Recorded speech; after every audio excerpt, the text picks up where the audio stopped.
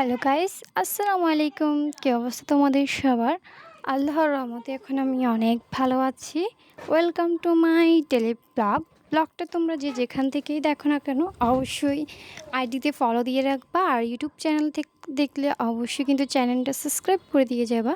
অনেক দিন মানে বলতে গেলে বেশ কয়েকদিন পরেই আমি ডেলি ব্লগ নিয়ে আসছি।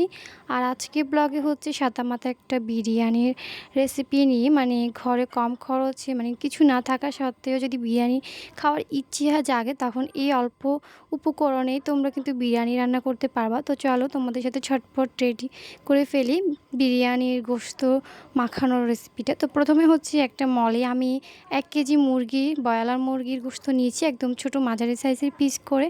এরপর পেঁয়াজ, রসুন, আদা বাটা মশলাগুলো দিলাম। এরপর আমি একটা টমেটো ইউজ করেছি। আমাদের ঘরে কাঁচামরিচ আর শসা ছিল না, আর ওটা আমরা নিলাম না।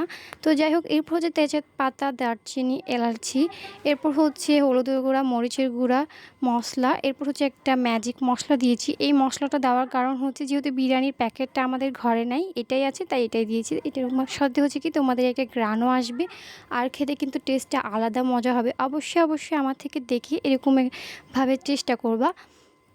তো এখানে মাস্টলি এটা মাখিয়ে যদি আমরা রান্না করি, এটা কিন্তু খেতে অনেক মজা হবে। এরপর আমি পরিমাণ মতন তেল দিয়েছি। তো এটা তোমরা একটু ভালোভাবে মাখাবা, মানে হাত দিয়ে এটা মেখে রান্না করলে খুব মজা হয়। তো একটু চেষ্টা করবা প্রায় আধা ঘন্টার মতন মাখানোর। তো আমি আধা ঘন্টার মতন এটা মাখছি। তোমরা দেখতেই পাচ্ছ এটা মাখানোর পর এটা কেমন দেখতে হয়েছে।